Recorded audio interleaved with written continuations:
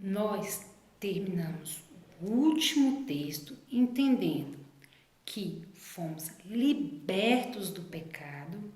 E a grande frase dita é: mas onde muito superabundou o pecado, mais superabundou a graça. Agora, capítulo 6, inicia com uma pergunta que os que desejarem vontade de permanecer no pecado realmente fazem. Quer ficar no pecado, fica no pecado. Que diremos, pois? Permanecemos no pecado para que seja a graça mais abundante. Você sabia que tem muitas pessoas que tiveram acesso à Bíblia, pensaram assim? Exatamente assim? Pensam: se eu sou eleito, escolhido, vou ser salvo. Se eu não for escolhido, eu vou ser condenado. Vou para o inferno. Tá? Condenado para o inferno.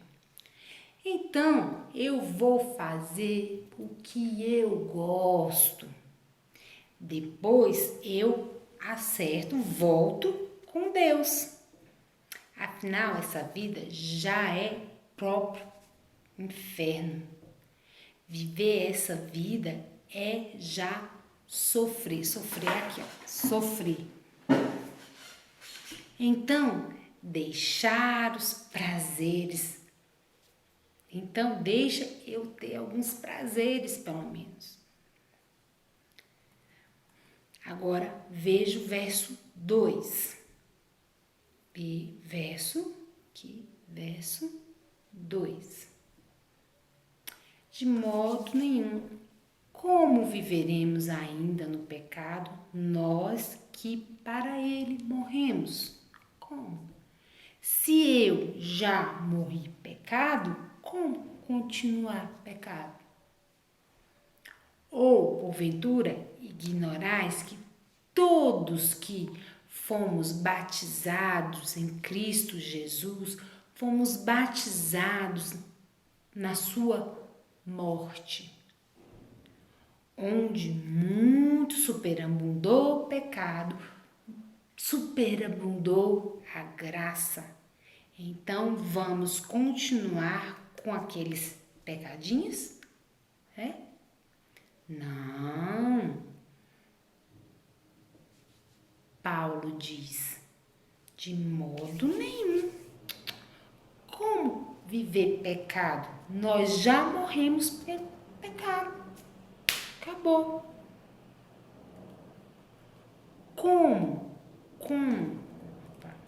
Como eu vou ser usado pecado se eu morri por pecado? Pensando, Paulo, frase diz: se você pensar igual assim, você já está ignorando o batismo em Cristo Jesus. É sinal visível da sua morte. Você já morreu para o pecado, para a iniquidade. Irmãos, vamos pensar essas palavras.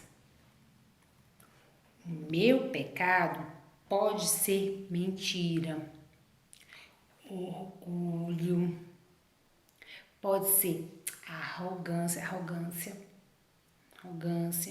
pode ser vaidade, arrogância, nos sinais a ser igual, vaidade, dinheiro, vontade de dinheiro, sensualidade, coisas perto do sexo, né? Sensualidade. Enfim, pode ser coisa diferente para cada um de nós. O texto está dizendo que depois Adão houve uma multidão de pecados, os meus pecados e os seus pecados. Esses pecados, olha, eu coloquei todos esses pecados, então nós fomos justificado, joguei para o outro lado. E aí superabundou a graça, onde tinha pecado, mais superabundou a graça. Então, a lógica, pensamos rapidamente, então eu vou pecar mais um pouco, depois a graça vem na minha vida, aí vai dar tempo. Não, o Evangelho de Cristo é igual uma faca de dois gumes,